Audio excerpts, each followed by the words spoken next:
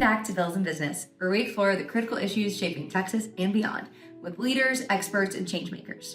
I'm your host, Laura Carr, co-founder of USLege, and today I'm thrilled to be joined by Jamie Dudensing, the CEO of the Texas Association of Health Plans, and Blake Hutson, Director of Public Affairs.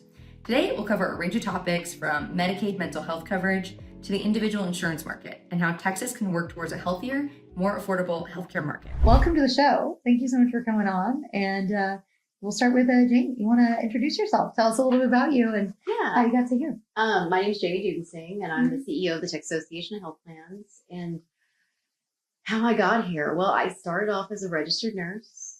I was a labor and delivery nurse in Lubbock, Texas.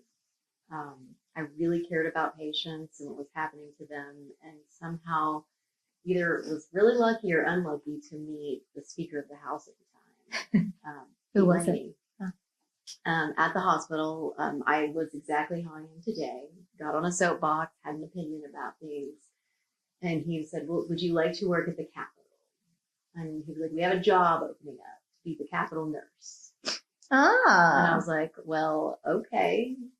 I didn't know you couldn't just call the Speaker of the House. So he said, "Okay, just call me the next day and we'll set up a meeting. You can't just call." Everyone thinks, everyone thinks you're crazy. Like, no, I promise. He said to call him. I run into him again later. At that time, I think everyone knows who Mark Bell is. Mark Bell was working for him. He's like, "Give him your phone number. We're going to call you." And I ended up coming down and interviewing to become the Capitol nurse. I had interviewed with the Lieutenant Governor, the Speaker, and they both had to agree to it. And I was like, "This is amazing." Gave my 2 weeks notice and I moved to Austin. Wow. My first week, I was lucky enough to meet the governor, George Bush. He became president that week. I got to sit on the floor for his presidential speech. I got to sit on the Senate floor for Rick Perry giving his speech to become governor. Wow. And I was like, wow, this is my first week in this place. I'm never leaving. Fast forward, I guess, almost 25 years later, I'm still here. Wow. Yes. That's amazing. And what got you into, how did the segue go from nurse to being the CEO of health plans? Well, so, I was interested in healthcare policy quite a bit, and I was the Capitol nurse. I was lucky enough that they would let me sit on the House floor at 5 every day, and all the members would come over and explain what was going on. I loved all of it.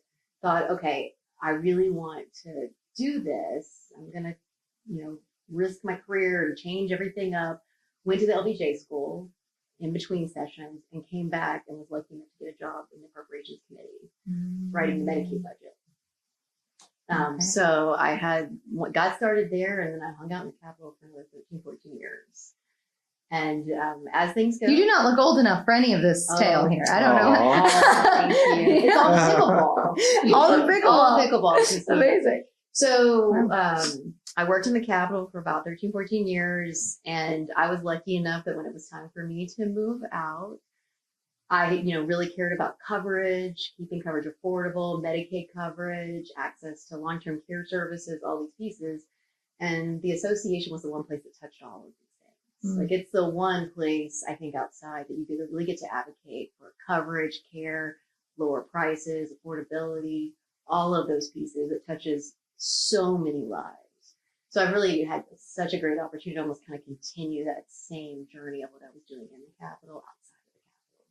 Yeah, that's an incredible journey. Wow, I love it. And you've got your right-hand man partner right here, Blake. So Blake, how did you start all this as well? Before I started working with THP and with Jamie, I worked for several years for different nonprofit organizations doing consumer advocacy work around healthcare. So I worked for Consumer Reports and ARP, American Cancer Society, and just sort of always focused on how we can make healthcare more affordable. And I would always have bill ideas and I'd bring them to the Capitol and try to find allies to help me get bills passed. And it turned out that most of the time, the only ally I could find that could really help me move a bill was the health plans that also cared about affordability and really trying to get premiums down, get costs down, get out-of-pocket costs down for consumers and patients. And so, after working closely together for a couple sessions on some really big bills, some big consumer protection bills, I said, let's do this together. And Jamie said, let's do this together. And we've been doing this now for a few years and really still focused on the same things. How can we make coverage more affordable? How can we get more people covered? sort of address the big challenges out there. Very cool. And how long have you been working together? Just over 3 years, yeah. Yeah. Just over 3 years. We're going to our second session now, so Mhm. It feels like forever. yes, some days more. Sure. Well, the 140-day session feel like, Yes. years Yes. smacked into one piece. Mhm. So I'm sure a lot of people are most familiar probably with the employer-sponsored insurance plans. So what kind of trends are you seeing in this space and challenges that you may be seeing? Well, I think what we've seen in Texas for coverage is really interesting. So our plans cover over 20 million Texans, right? But people get their coverage all kinds of ways, right? So like your grandparents may get their coverage with Medicare. We've heard about Medicaid coverage for individuals who are low income, but most people in Texas get their coverage through their job. And that's actually one of the first things they think about when they're getting a job. Mm. Do they have good health insurance coverage, right? It's one of the number one reasons why someone picks a job behind salary a lot of the times, right? So employers are who really provide coverage.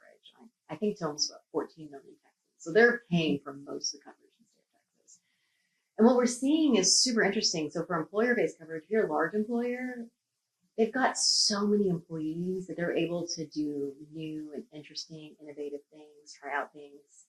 Say it's like Southwest Airlines, right? Or Tesla just moved here, right? They can do new and interesting things. They have tons of employees, right? But then you also have small employers. Our association is a small employer, right? They Sure. may have 10 people, 30 people, Sure, we are. 4 people, right? Health insurance is a lot harder when you're a small employer. You don't have the same flexibility. It costs more most of the time. Well, we see that same thing happen in the market, right? So large employers have all this flexibility, can do these things, and small employer, there's just not much. So we've gone from, I think, about 50% of small employers over the last 20 years offering coverage to 25%. Mm. There are only 2 plans covering small employers now in the state of Texas. If you move over to where if you buy insurance by yourself, we call that individual coverage.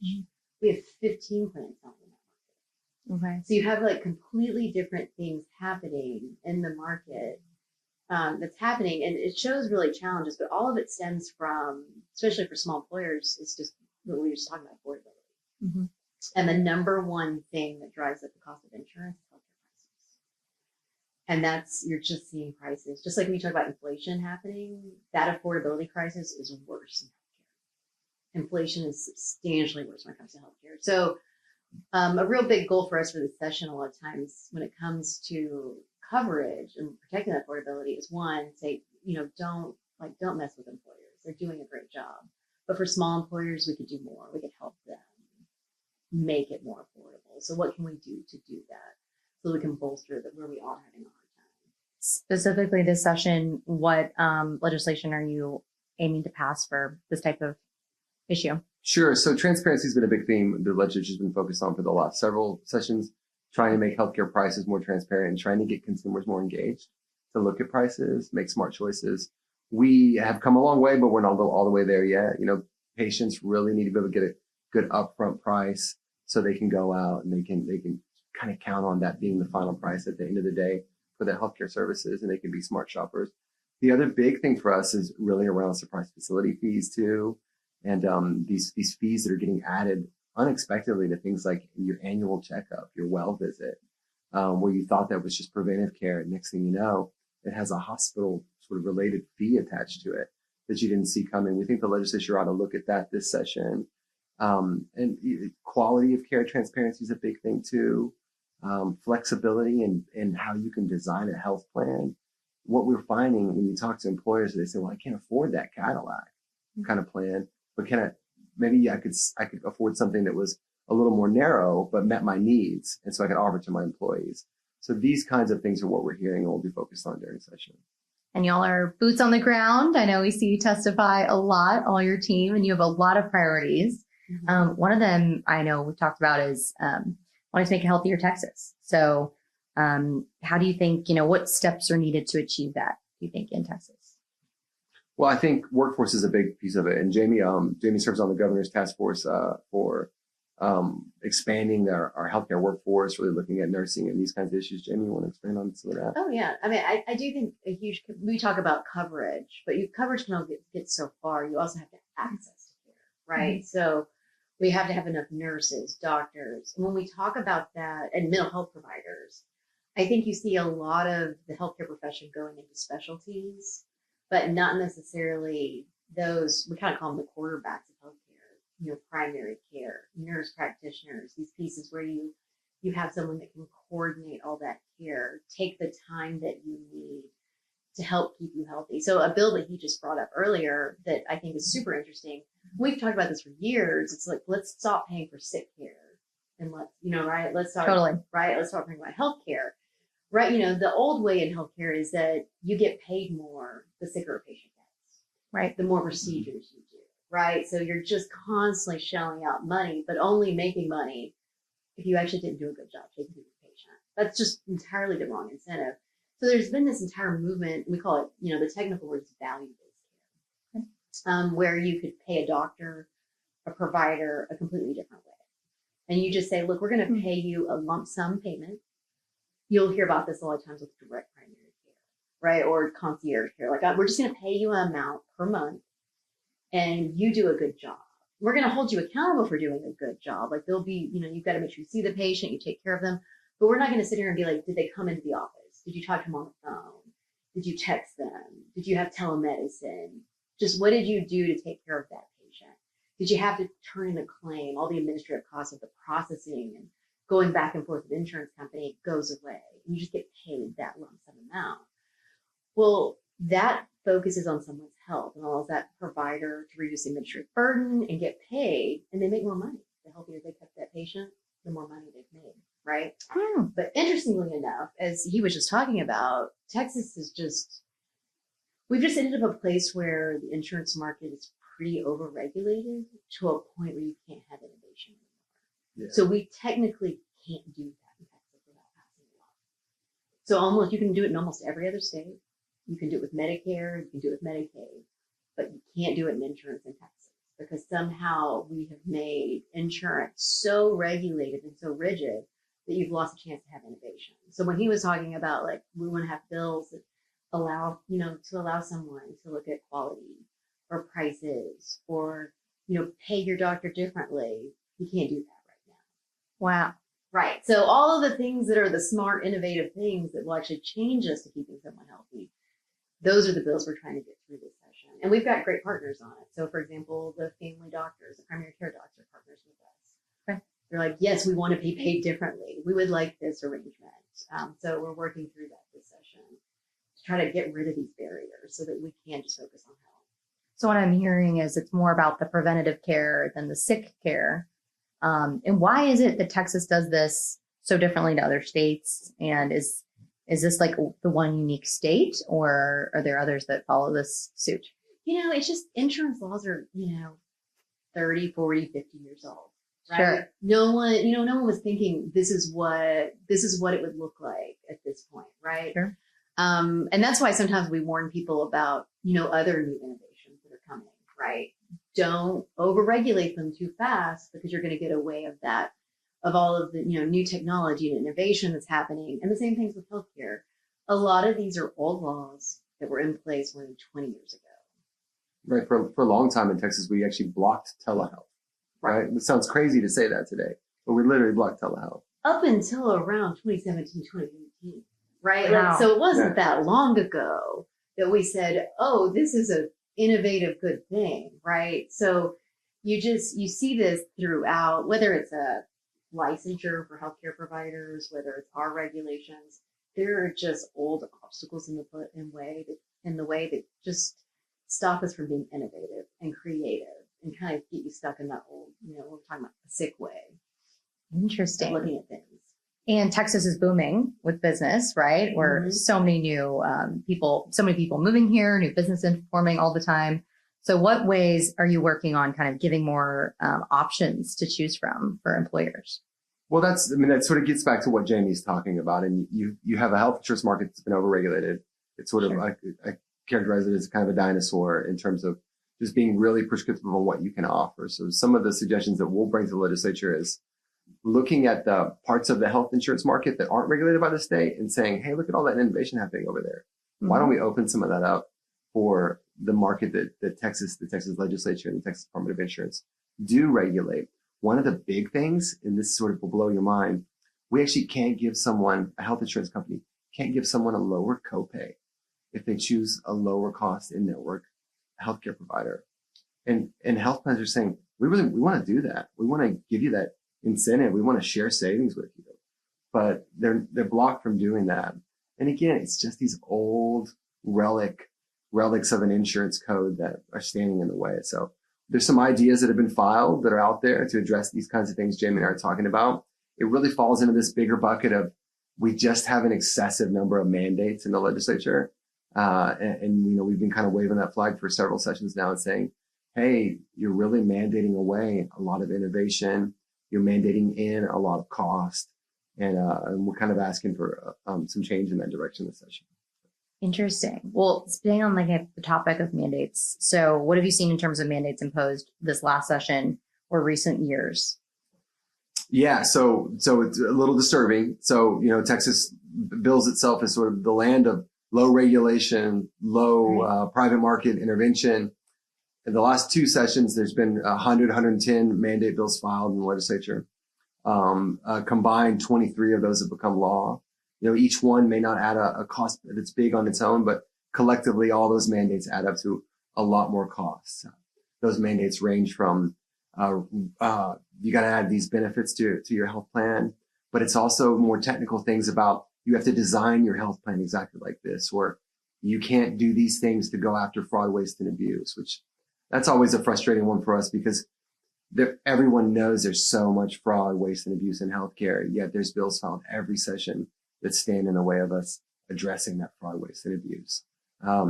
So it's really gotten out of hand. There's a stat out there that we like to point to that Texas is third in the nation for the most mandates that go above the Affordable Care Act. Again, so just keep that in mind. That's Affordable Care Act mandates here. Texas mandates go above that, and quite a few of them. So there's some opportunity to address that this session, I think. How do you plan to address some of these mandates? Well, one is just to kind of stop the problem. So I think a big bill that has been filed already this session, and it's been discussed for a few sessions. Okay. But, going back to that theme of transparency, when bills are filed, a lot of times they may have a fiscal note, right? And Sure. the legislature has the legislative budget board. They'll come in and say, here's what this is going to cost taxpayers.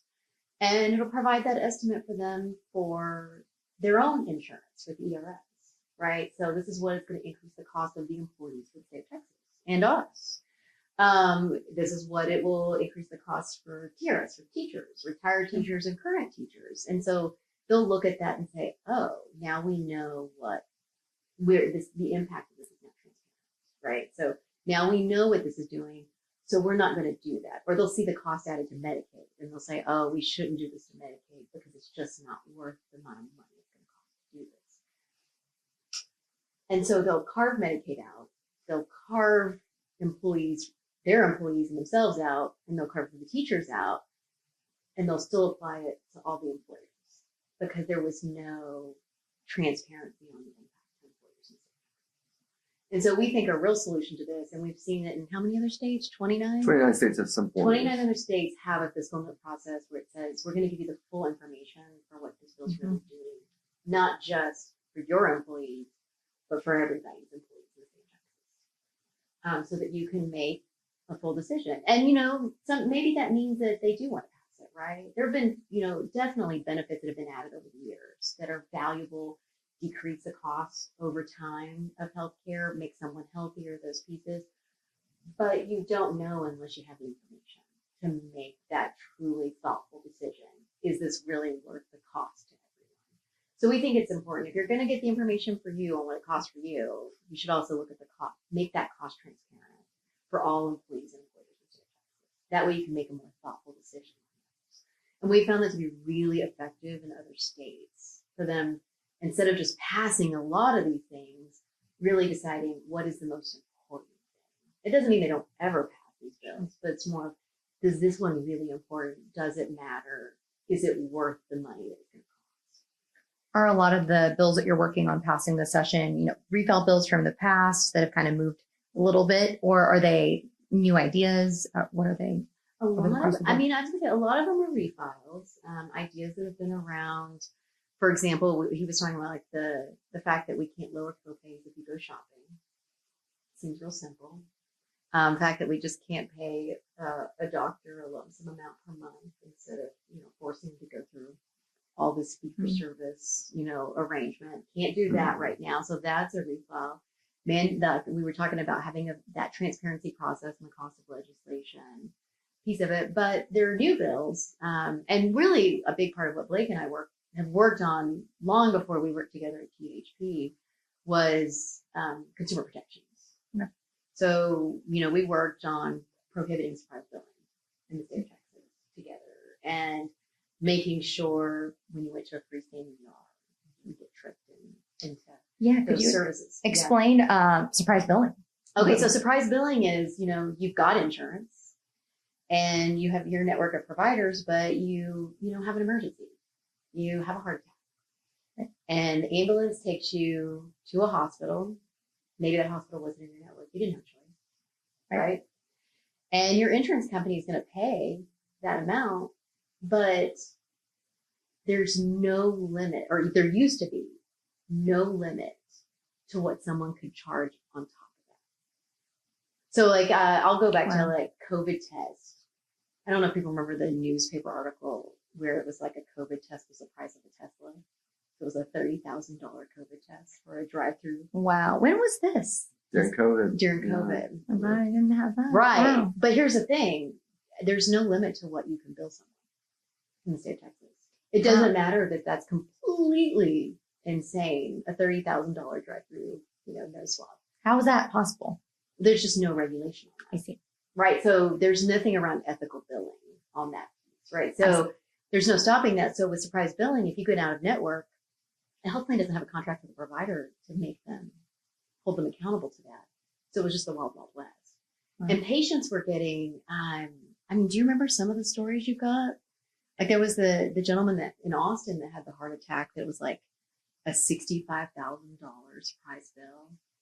And so fast forward, the state of Texas, it was near Hancock and near Alderson. Finally, in 2019 was one of the very first states in the country, Representative Alderson, to prohibit surprise billing.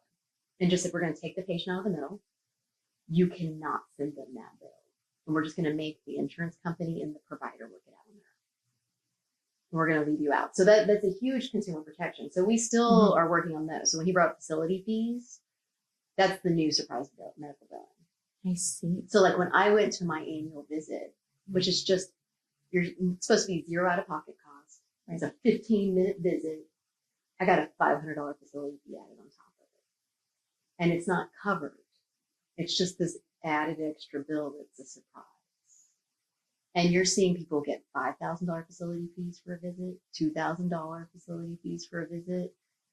It's, we're watching newspaper articles, story after story of people going to their doctor 1 month and it being a couple $100 for just the regular visit. They go the next month and there's another $2,000 added. Same doctor. Same doctor, same service. Different ownership. Now it has facility fee. Wow. Yeah. So like that's our, we're working with all the patient groups and stakeholder groups again to kind of create consumer protections around those new types of surprise fees that are out there. Can you explain a little more for how it kind of works currently for coverage for individuals? So individuals looking to shop for coverage, how is that working now? And then how do you think that could change? That's actually, you bring up a good point. That's a great story. So everyone knows Texas has one of the higher uninsured rates in the country, maybe the highest uninsured rate in the country. But we've actually started to bring that down. And one of the ways that we've done that in Texas is the number of people that go out and buy coverage on their own in the healthcare.gov marketplace. That number has gone from about 1 million in 2020 to about 4 million today. Okay. So we've had real big growth in there, right? And it's a great story. So you've got 15 health insurers offering coverage in that market now. You have lots of options all across the state. What's happened is that coverage has gotten a lot more affordable. And it sort of goes back to what Jamie and I always say, when coverage is affordable, people really want to buy it. They want to be covered because they know that they don't want the risk of really high cost, unexpected procedures, high cost drugs, these kinds of things that they may need they don't want to get an unexpected bill for those things without coverage. So it's been a great story. There is some sort of debate in Washington around, will they continue those tax credits to help people buy that coverage and keep it affordable? We'll see how that goes. Our plans, THP is 100% supportive of continuing those tax credits and making sure that those 4 million Texans don't lose that coverage. So, but it has been a great story. And these are people that don't have coverage to their employer. You know, these are entrepreneurs. These are like you guys here, right? Yeah. That are looking for coverage, and, you know, it's difficult to get it from work. So you have to go buy it on your own, and you need options, and you need them to be affordable. So. Is there another reason that's increased a lot and people moving here, or what do you think? No, it's entirely, so, you know, prior to the ACA passing, I think there were only 600,000 people that could buy coverage in the individual market. Then you saw things, you know, people pre-existing protections, you know, and then guaranteed issue. That meant that anybody, didn't matter if you had cancer before, anything else, could go buy coverage. So, right. So now it's universal. You can go buy it. But the tax credit piece is the big one. One of the big reasons employers are able to provide coverage is it's one of the largest tax credits they get. They're able to write so much of it off. It's a big tax credit. But if you as an individual, say you're an entrepreneur, want to buy coverage, there was no tax credit for you. Now there's a very sizable comparable tax credit for individuals that lowers that cost of the coverage, so you can have that happen in the individual market. And that means you're no longer forced to work for someone, right? You can change jobs, you can start your own business, you can do something like this, as Blake was saying, and take the risk and not be because you're trapped because you need that employer's coverage, right? And so those tax credits drop the average premium. So it didn't make it cheaper necessarily, but it made it cheaper for Texans to on an average of $50 a month. Wow. Right. So for $50 a month, you have really broad health insurance. It'll pay for your emergency room care, your drugs, your hospital care if something bad happens. And so, yeah, we've just watched. I mean, like I say, we watched it be around 600,000 to jumping up into 1.2 million for about 10 years. Okay. To suddenly 2020 to 2025 now, 4 million people. Wow. Well, I'm curious to know your thoughts on kind of mental health and healthcare for that sector. So, you know, Medicaid coverage in general, what are kind of the biggest challenges to ensuring people in the mental health space? So it's so fascinating to learn that mental health parity didn't really start until around the late 2000s.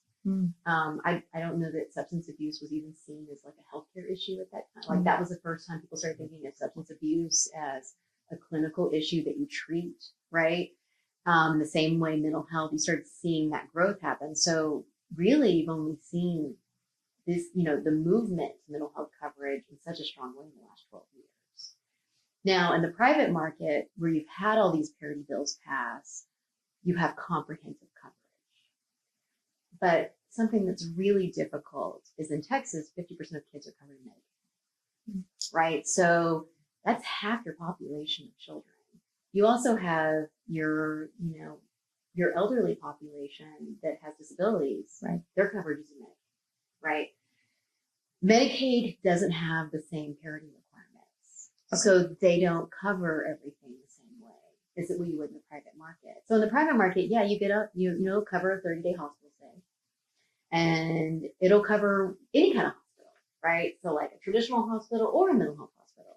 It'll cover if you go to psychiatrist or psychologist, right? But it'll also cover other types of treatments in between that are they're more intense, but not being forced to be in the hospital, right?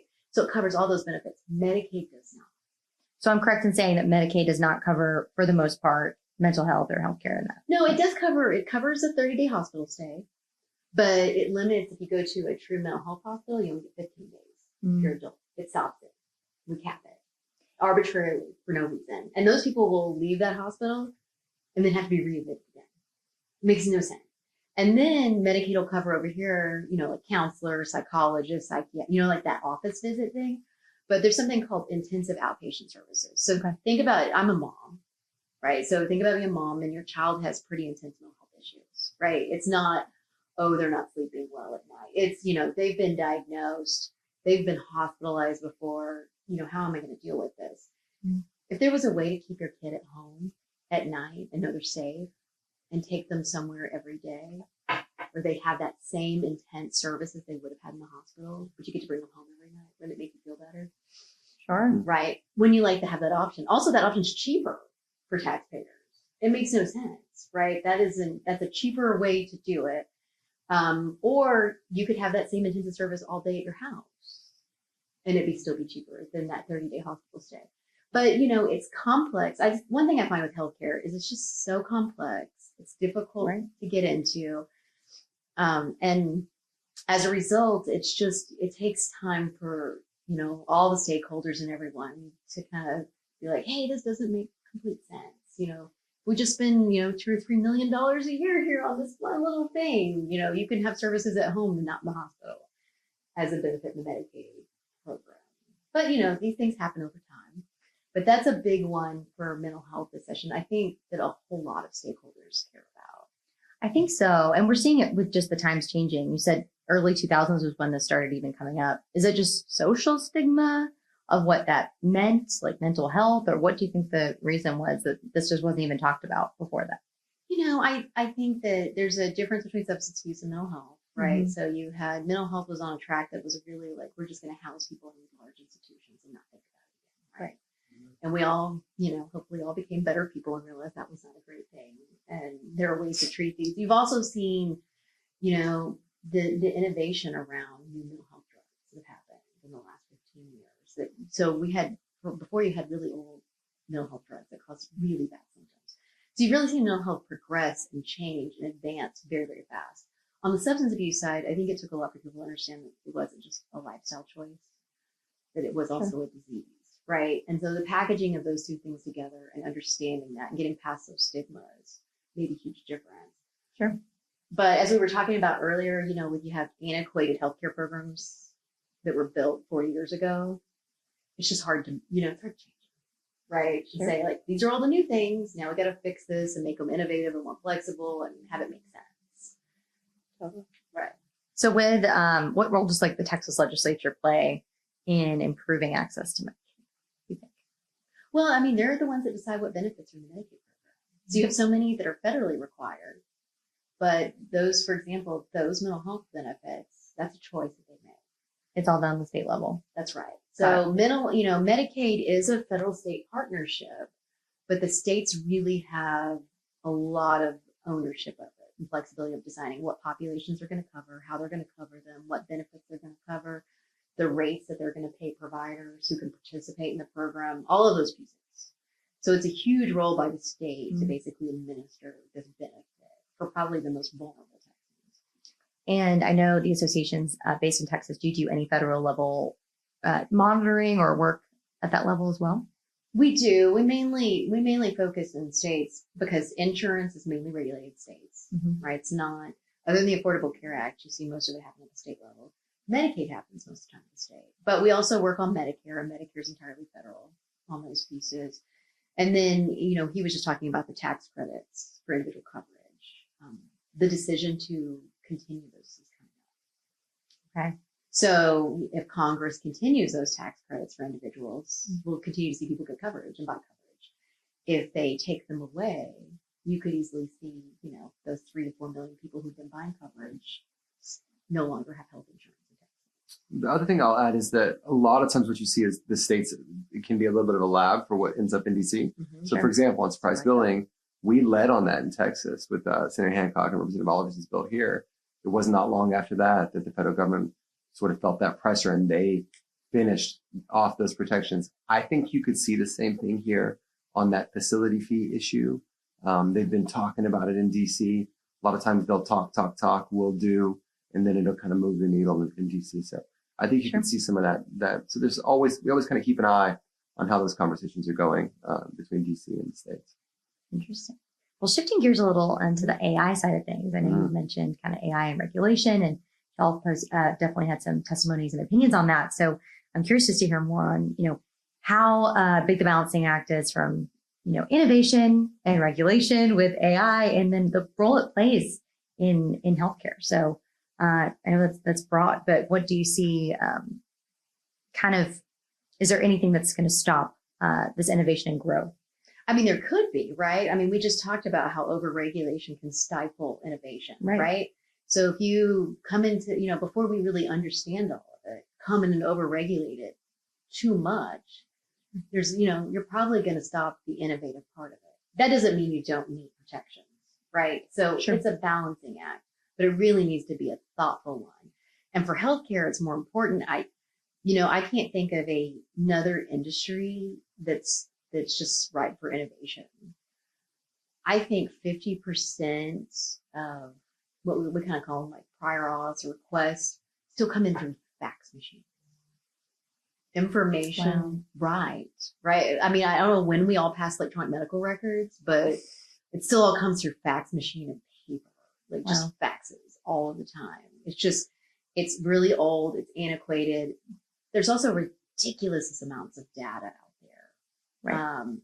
Where, that someone came into the hospital, someone left the hospital. And you hear about it all the time. I don't know how many family members you've ever had in the hospital, but a lot of times they'll be getting ready to discharge and there's no plan, right? There's no coordination. The plan didn't know that. The primary care doctor didn't know that, right? Like this is all happening. They may needed some changes at their house. The ability to have all this information move more easily and shared in a way that makes us all smarter and better at patient care has so much potential in healthcare than it does anything else. I would also say the same thing on fraud, waste, abuse. You hear that up to 10% of claims out there could be fraudulent or have fraud, waste, abuse associated to it. That's a lot of money. It could be really smart at finding these things. Oh, absolutely. Right. The data side of things. There's just so that you're just talking about an area that's rich with a lot of paperwork, administrative burden, and data, right? That's not easy to find and go through. And so there's such opportunity for AI, but if you prohibit all of that, then you've got a problem. Flip side though, when it comes to people's lives, like actual patient care, I think the phrase that everyone uses for AI is having a human in the loop, right? But I think the great thing already that exists for insurance and for a lot of healthcare is that we're already required by law to have a human in the loop. So it doesn't matter what technology comes out, whether it was telemedicine, it was electronic medical records, or AI, you still have to have a doctor in the loop for so many decisions. It doesn't matter what the new platform is. Absolutely. Humans want that too. They want the humans want the humans there, but there's a lot that AI can do. I know a lot of people doing AI startups for healthcare right now. So it's definitely, it's huge. The opportunity is so huge for healthcare because there's so many things broken. And it's each month there's millions of claims that get processed. There's no world in which humans can look at all that data. AI can support that. Absolutely. Yeah. Oh, it's an exciting time. I mean, it's kind of the same in every field, but there's a place for AI to come in and, do a lot of changing of some of the administrative things, like what we're doing with government, for sure. A lot of fax machines in government as well, as you know. So you guys have given me a lot to think about, and I've learned actually a lot today about how the coverage is in Texas in general. So what are kind of your top priorities this session going in? Obviously, getting a handle on the overregulation, the mandate problem, the lack of ability to innovate and offer coverage that meets the needs of employers and families in Texas is probably the biggest thing for us. We've got to move our health plan coverage market forward in a way that is more innovative and more efficient and just doesn't put government so much in the way. And so in the weeds of exactly how benefits are designed, and you just sort of throw your hands up and coverage looks like it's always looked. We've got to be more innovative. We've got to pay differently and just be smarter about how we regulate health insurance. For sure. Jamie, if you had one key message to share with Texas, what would you say? That we really should be focusing on healthcare, not sick care in the state of Texas. And there's a lot of opportunities. So with this new administration, there's a lot of talk with Make America Healthy Again, with RFK. How have you been involved in that in any way? And are you? So I wouldn't say it's, directly, but I will say that you're seeing kind of what I consider like these innovative benefits or things that are sort of go beyond the walls of a doctor's office that you're seeing in Medicaid, Medicare, and coverage. Employers want it.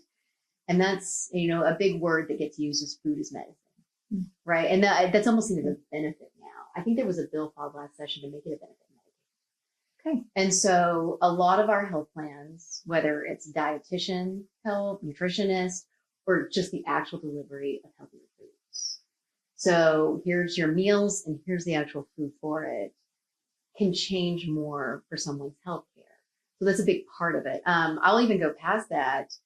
We talk about that overall health for that individual.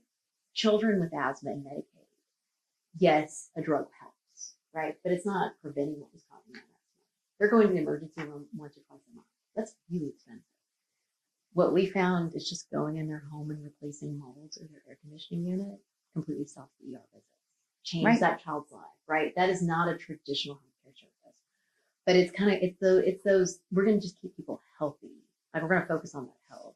And I will say that movement to value-based care, we're going to start paying you as a doctor for doing that. And so instead of, like I say, just treating that disease, we're going to pay you for keeping that person healthy, thinking about their diet, teaching about their diet, helping them get through on that side of it. So we've seen this movement, and it's so interesting because in the end, it saves money. Right. Absolutely. And so the incentives are there to do it. We just have to shift that way with everyone else. So I think there's huge opportunities, especially if you build more flexibility in Medicaid and Medicare, which the federal government can do, for those opportunities to grow. That's exciting. I've known a lot of doctors in my day, and they've all said, yeah, whenever somebody comes in and has a symptom, we don't ask what they're eating or what they're doing in their lifestyle. So I do think it's a huge factor. Yeah. I think there's a real opportunity to change our overall healthcare workforce education too, around it. Like you just said, you're only going to provide care the way you're trained, right? So if you start to change it in the medical schools and the nursing schools, pharmacy schools, these pieces, you start to see that change happen. That's exciting. Well, thanks for your efforts in making Texas healthier. I love it. And how can people find you if they want to reach out and reach you in any way? People have a way of finding us if they want to find us. I'm sure they do. We are tahp.org. Mm-hmm. And we actually have, we put all of our public testimony, tons of our slide decks where we go over issues, 101s, all of our one-pagers. We have all of that there in an organized way for you to look through our issues and a lot of informative resources. So check it out. I love it. Well, thank you so much for coming on the show and for being great partners, and keep up the good work. Okay. Thank you. Mm-hmm.